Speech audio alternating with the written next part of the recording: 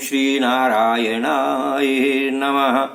अवतारम महाविष्णो कल्के परमम अद्भुतम कलिकुलवनहंता सत्यधर्म प्रणेता नमो नमः।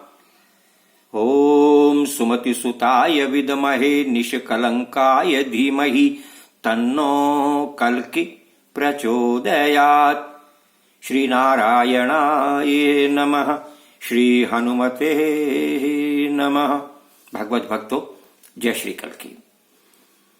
इससे पहले आपने कथा में श्रवण किया कि भगवान श्री कल्कि नारायण पद्मा जी के साथ मिलकर के अपने वैवाहिक जीवन को आरंभ कर रहे हैं। उससे पूर्व उन्होंने अपने कुलदेव की उपासना की है, महादेव की उपासना की है, सभी ब्राह्मणों को आदर सत्कार से सम्मान पूर्वक गौ, वस्त्र, आभूषण आदि दान देकर के संतुष्ट किया है।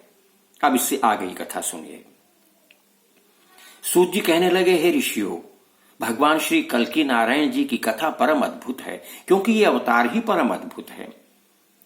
आप श्रवण कर रहे हैं, अवतारम महाविष्णु परमम अद्भुतम। ये परम अद्भुत अवतार हैं और इनकी कथा श्रवण करने से व्यक्ति को स्वर्ग तक की प्राप्ति, मोक्ष तक की प्राप्ति होती है। यस्य अनुशासनाद भूमौ न धर्मिष्ठः प्रजा जनः नाल्पायुषो दरिद्राश्च न पाखंडा न हेतुकः नाधयो व्याधय क्लेशा देवभूतात्म संभवः निर्मत्सरः सदानंदा बभूवुर्जीव जातयः इत्येतत् कथितं कल्केरवतारं महोदयं धन्यं यशस्यं आयुष्यं स्वर्गं स्वरत्ययनं परम। जिन कल्कि जी के शासन काल में पृथ्वी में कोई भी प्रजा अधर्मी, अल्पायु, दरिद्री, पाखंडी और कपटी नहीं रहा, जिनके राज्य में सब जीव आदि व्याधि से मुक्त हो गए, क्लेश रहित हो गए, किसी को मत्सरता नहीं व्यापी, देवताओं के समान सभी आनंदित तन्मय होकर के घूम रहे हैं, ऐसे महापरम अद्भुत अवतारी श्री कल्कि जी के अवतार की इस कथा में ये कहा गया है, बतलाया गया है कि इस कथा को श्रवण करने से धन, यश और आयु की वृद्धि होकर के परम मंगल होता है और अंत में स्वर्ग की प्राप्ति होती है, क्योंकि ये कथा हर प्रकार के शोक संताप को दूर करने वाली है। शोक संताप पापघ्नम कलि व्याकुल नाशनम सुखदम मोक्षदम लोके वांछितार्थ फल प्रदम।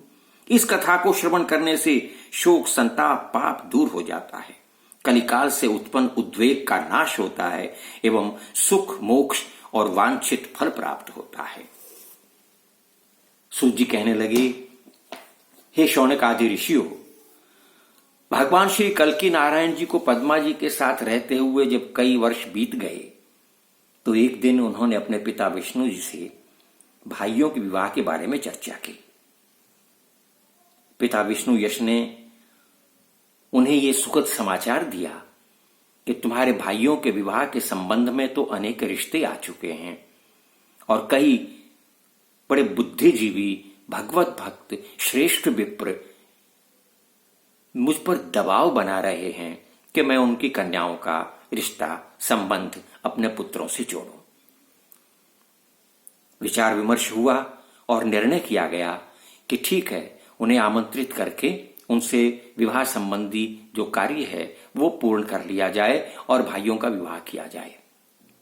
इस प्रकार समय बीतते बीतते तीनों भाइयों के विवाह निश्चित हो गए हैं, संबंध निश्चित हो गए हैं और उचित समय पर कवि का विवाह कामकला से, प्राज्ञ का विवाह सन्नति से और सुमंत्रक का विवाह मालिनी से संपन्न हुआ है। चारों भाई, चारों वधुएं उसी प्रकार विराजमान हैं जैसे त्रेतावतार में, त्रेता युग में राम, लक्ष्मण, भरत और शत्रुघ्न चारों भाई अपनी चारों पत्नियों के संग राजमहल में विराजमान थे। आज वही चारों भाई माता सुमति के यहाँ कवि, प्राज्ञ, सुमंत्रक और कल्कि नाम से जन्म लेकर आए हैं और वो चारों भाई अपनी चारों वधुओं के साथ अपने माता पिता के संग उस महल में विराजमान हैं जिसे देखने के लिए आकाश पर देवता आ गए हैं। चारों ओर बधाइयां बजने लगी हैं, फूलों की वर्षा होने लगी है, पूरे संभल ग्राम में नृत्य आदि उत्सव मनाए जाने लगे हैं। चारों ओर खुशियां ही खुशियां छा गई हैं। आनंदित होकर के सभी स्त्री पुरुष कल्कि जी की जय, कल्कि जी की जय का निनाद कर रहे हैं, क्योंकि भगवान श्री कल्कि के पद्मा से विवाह होने के पश्चात ही तीनों भाइयों के शुभ विवाह संपन्न हुए हैं। समय बीतते बीतते कल्कि जी से पद्मा के गर्भ से 2 पुत्रों ने जन्म लिया है, जिनका नाम जय और विजय है।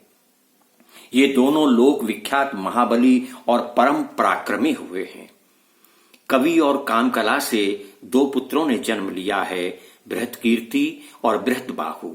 ये दोनों महाबली, पराक्रमी और परम धार्मिक हुए हैं। प्राज्ञ और सन्नति से यज्ञ और विज्ञ नामक अत्यंत जितेंद्रिय और समस्त लोक में पूजित ज्ञान विज्ञान का प्रचार प्रसार करने वाले 2 पुत्रों ने जन्म लिया है। सुमंत्रक और मालिनी से शासन और वेतावान नामक 2 पुत्र हुए। ये दोनों साधुओं के परम उपकारी हुए महान शासक बने हैं। इस प्रकार चारों भाइयों से 2-2 पुत्रों की उत्पत्ति हुई है। आज की कथा इतनी ही। आगे की कथा में हम अगले एपिसोड में आपको सुनाएंगे। तब तक के लिए जय श्री कल्कि, जय श्री हनुमान।